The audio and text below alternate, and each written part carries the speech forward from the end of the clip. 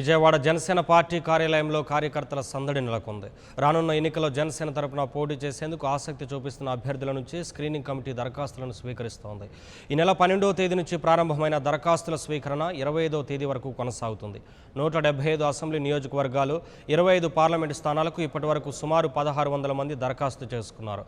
ఇదే అంశానికి సంబంధించి మరింత సమాచారం విజయవాడ పార్టీ కార్యాలయం నుంచి మా ప్రతినిధి శ్రీనివాస్ అందిస్తారు. అసెంబ్లీ పార్లమెంట్ నియోజకవర్గాలకు సంబంధించి అభ్యర్థుల ఎంపికకు బయోడేటాల స్వీకరణ కార్యక్రమం జరుగుతుంది. దీనికి ఇప్పటివరకు సుమారు 2000 మంది హాజరై తమ బయోడేటాలను ఇవ్వడం జరిగింది. ప్రస్తుతం మనతో మమిడివరం నియోజకవర్గం నుంచి జనసేన పార్టీ తరఫున బయోడేటా సమర్పించి బాలకృష్ణ గారు మనతో ఉన్నారు. వారిని ఒకసారి అడిగి ఎలా ఫీల్ అవుతున్నారని తెలుస్తున్నాను. సార్ చెప్పండి, ఇవాళ జనసేన పార్టీ తరఫున మీరు బయోడేటా స్క్రీనింగ్ కమిటీ ఇవ్వడం జరిగిందని మీరు ఎలా ఫీల్ అవుతున్నారు?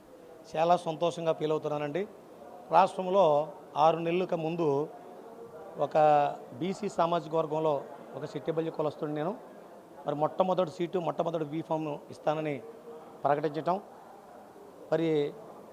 మరి బీసీ సామాజిక వర్గంలో అన్ని కమ్యూనిటీల్లోని కూడా మరి ఎస్సీల్లో కూడా మరి ఇది ఏదో కమ్యూనిటీకి సంబంధించిన పార్టీ కాదు, ఇది బడుగు బలహీన వర్గాల సంబంధించిన పార్టీ.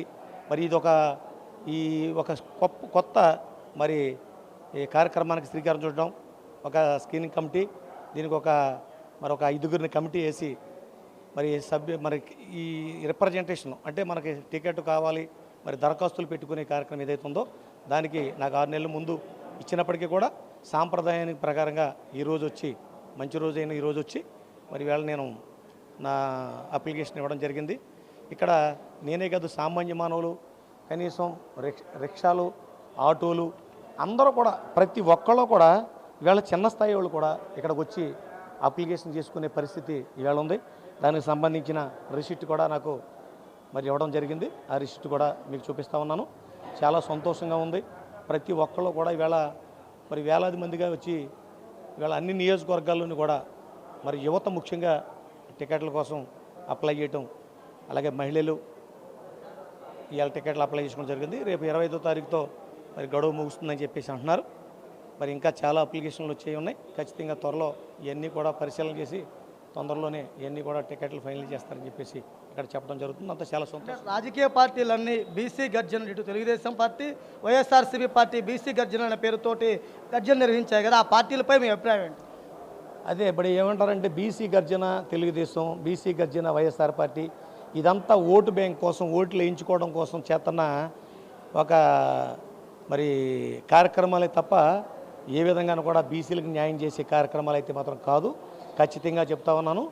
ఈవేళ బీసీ గర్జనలు పెట్టాము, బీసీలంతా మా వెనకాల ఉన్నారు, బీసీలకు మేము ఏదో చేసేసాం అని చెప్పడం కాదు, అది ఆచరణలో మరి చూపించాలి.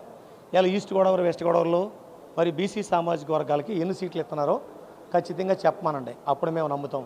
ఇప్పుడు కొత్తగా మరి ఇలా జనసేన పార్టీ వచ్చింది, మరి మొట్టమొదటి సీటు ఇచ్చినందుకు మరి బీసీ సామాజిక వర్గాల్లోని, ఎస్సీ సామాజిక వర్గాల్లోని ఈ పార్టీ మీద ఒక మంచి భరోసా వచ్చింది.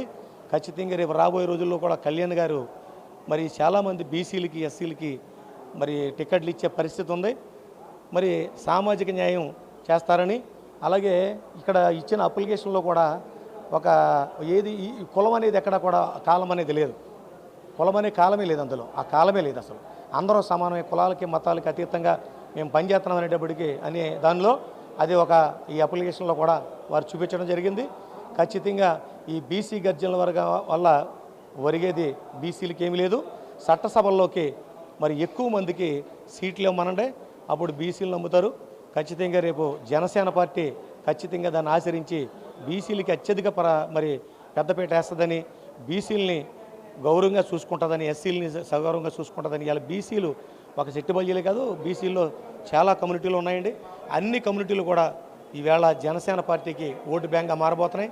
ఈవేళ దగ్గరికంటే 2 నెలల ముందున ఈవేళ ఏదో మేము పెన్షన్లు పెంచేసాము, సెల్ ఫోన్లు ఇస్తున్నాము, ఇవన్నీ బూటపొక్క మాటలు మానేసి మరి చట్టసభల్లోకి ఎంతమందికి మీరు సీట్లు ఇస్తున్నారు, పేదవాళ్ళకి ఎంతమందికి మీరు న్యాయం చేస్తున్నారు, ఇవన్నీ చూపించాలి తప్ప ఈ 4 సంవత్సరాల 10 నెలలు ఊరుకుని ఈవేళ మేము ఏదో చేసేస్తున్నామంటే జనం ఏమీ నమ్మేసే పరిస్థితి తెలియదు.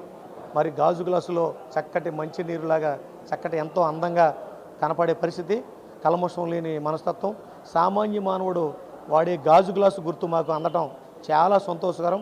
ఈ పార్టీని నేను ముమ్మడివరం నియోజకవర్గం వచ్చేసరికి అత్యధిక మెజార్టీతో మరి ప్రజలు పార్టీలకు అతీతంగా మరి నన్ను గెలిపించుకోవాలని చూస్తూ ఉన్నారు. ఖచ్చితంగా నన్ను గెలిపిస్తారని, మరి కళ్యాణ్ బాబు గారికి ఖచ్చితంగా నన్ను బహుమతిగా ముమ్మడివరం ప్రజలు ఇస్తారని ఖచ్చితంగా ఆశిస్తా ఉన్నాను.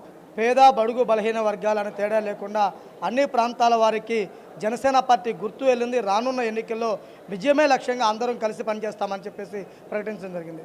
కెమెరా పర్సన్ ఉదయ్ కుమార్తో శ్రీనివాస్, 99 టీవీ, విజయవాడ నుంచి. For more updates, please subscribe 99 TV Telugu.